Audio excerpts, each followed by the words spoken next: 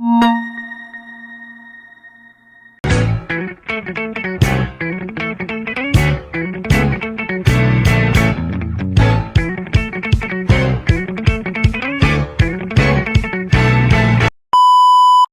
yang perlu saya ingatkan bahwa kita pindah ke ibu kota Nusantara ini juga ini bukan gagasan saya, enggak. Ini sudah sejak Bung Karno tahun 60. Bung Karno sudah akan memindahkan ibu kota Jakarta itu ke Kalimantan, yaitu di Palangkaraya. Semuanya kita lihat lagi di titik mana yang paling baik untuk perpindahan ibu kota itu.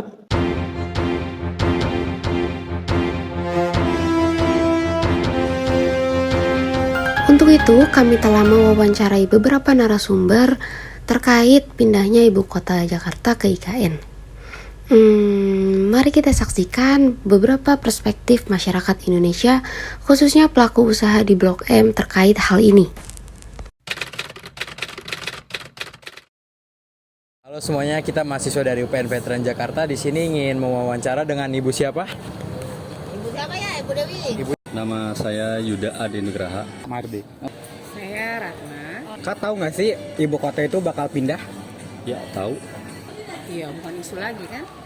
Iya, itu bukan isu. Sudah sudah jelas ada. Kalimantan itu Iya. yang jauh banget Nah. itu. Iya, betul, Bu. Ada. Kedengeran terus apa itu? Tahu.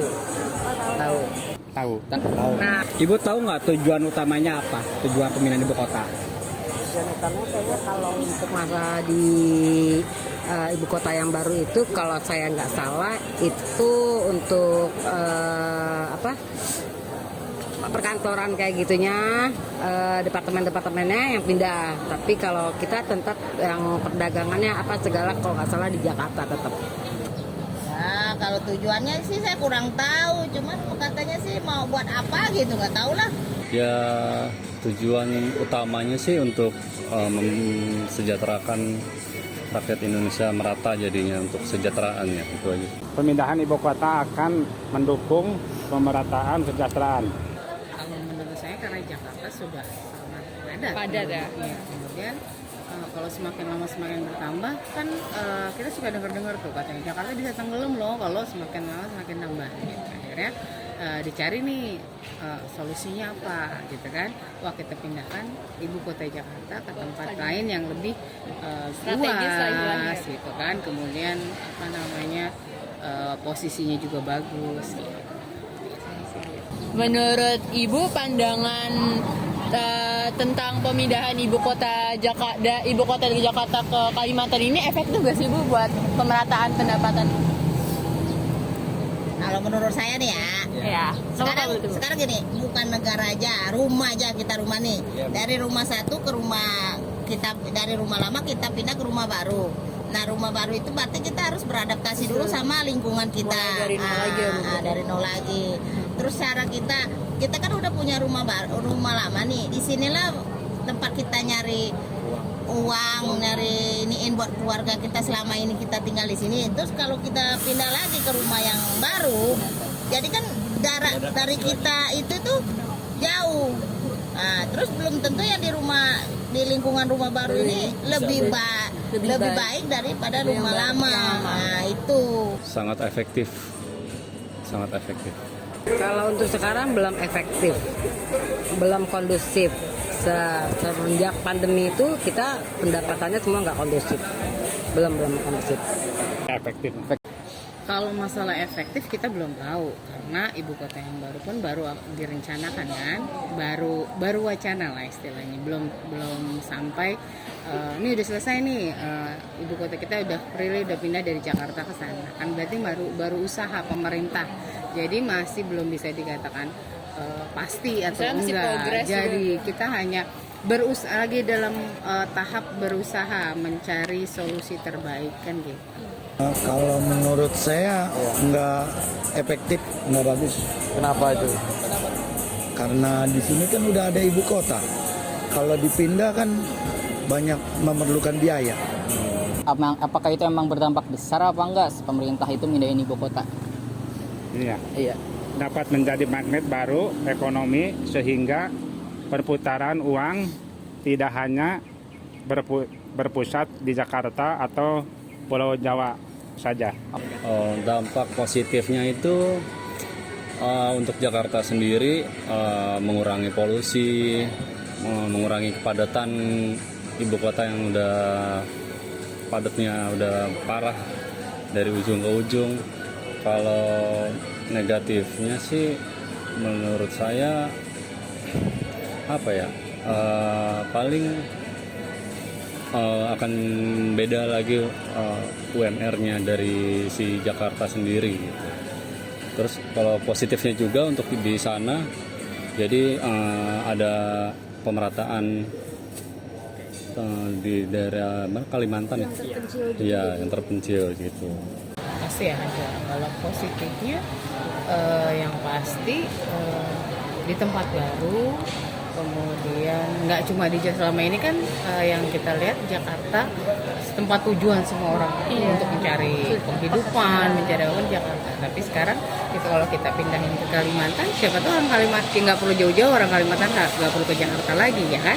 Jadi bisa menjadi apa ya, salah satu solusi dari crowdednya Jakarta. Kalau kata saya gini ya, Medan sebenarnya sama, tergantung pemimpinnya, ya kan, sama. Balik lagi pemimpinnya. Kalau kayak kita, dia pindahin ke negara ke situ, negara kita pindahin ke situ, ya kan.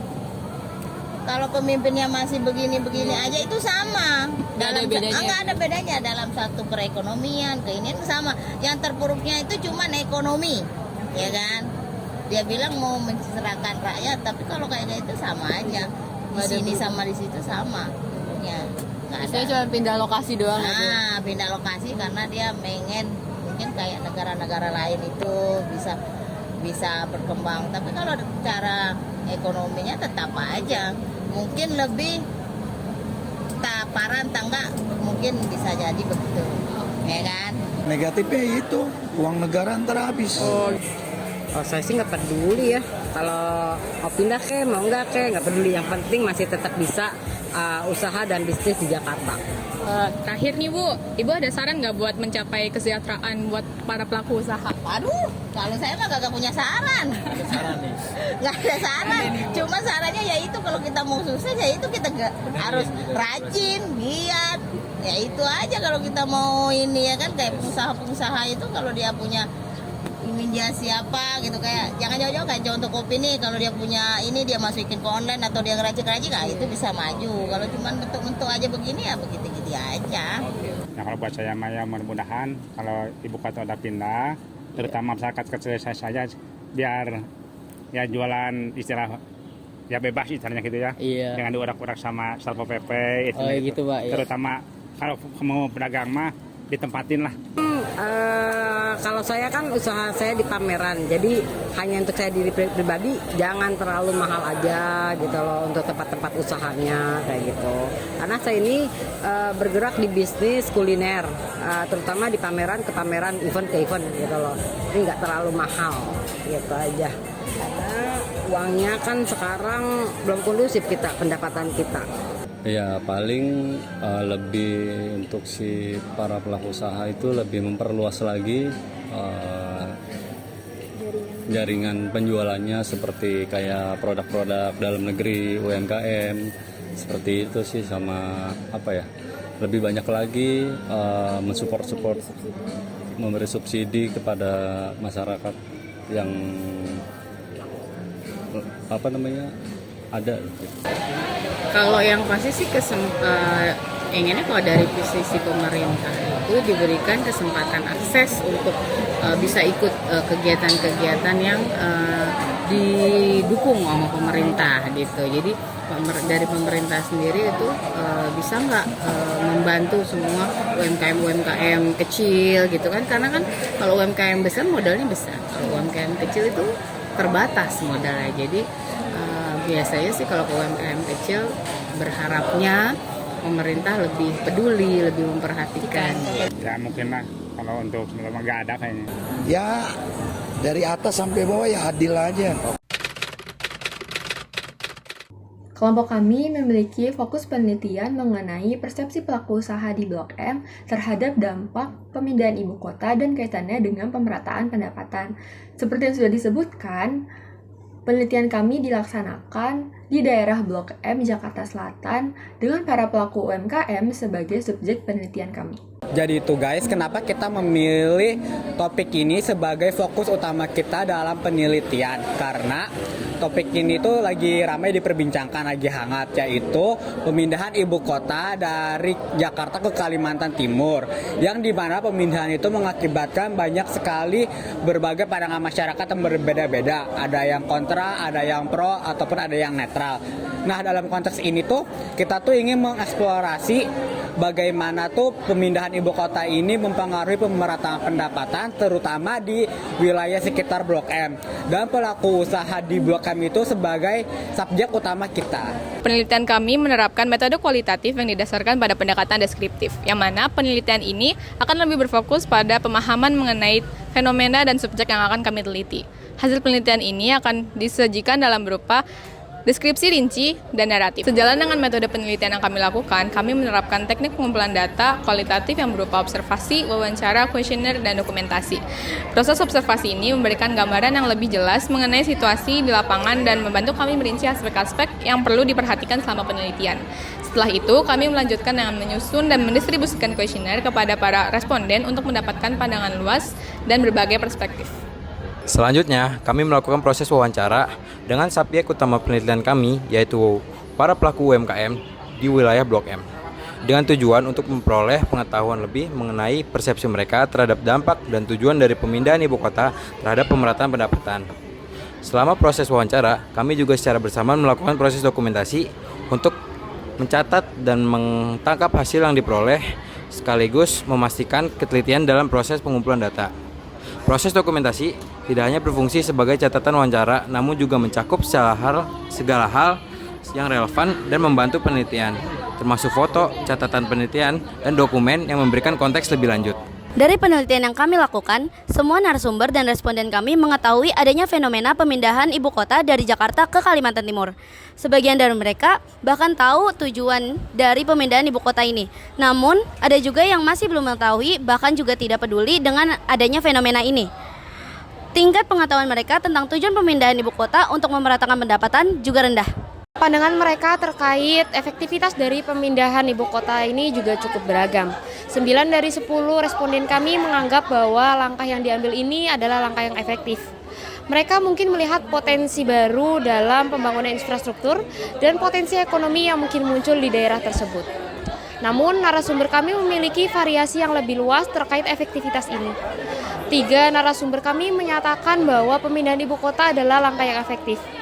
2 narasumber menyatakan tidak efektif dan 1 narasumber menyatakan ketidakberpihakan atau netral.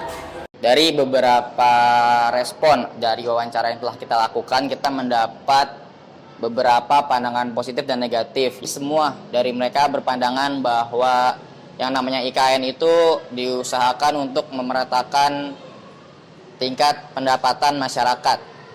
Itu adalah pendapat positif mereka yang kami nilai sebagai semuanya sama. Dampak negatif yang telah mereka katakan kepada kita adalah salah satunya pengeluaran uang yang sangat banyak. Karena IKN itu ngeluarin duit yang sangat banyak, maka cenderung kurang efektif untuk memeratakan pendapatan.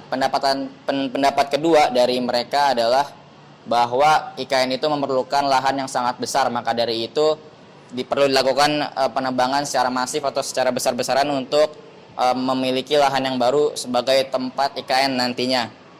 Namun ada pandangan lain daripada penebangan lahan yang sangat besar ini, yaitu bahwa lahan-lahan atau pohon-pohon yang ditebang adalah pohon-pohon produksi.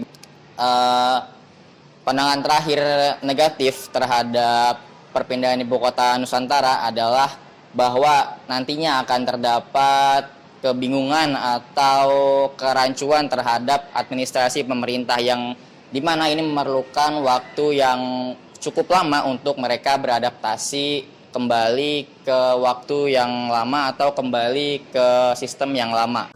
Wawancara kami menunjukkan variasi pandangan mengenai dampak negatif pemindahan ibu kota.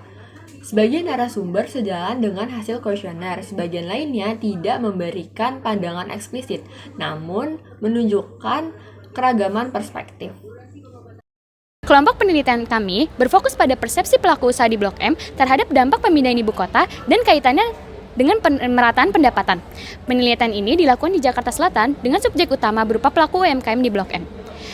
Fenomena ini dipilih karena pemindahan ibu kota ke Kalimantan Timur saat ini menjadi pusat perhatian masyarakat dan menciptakan beragam persepsi.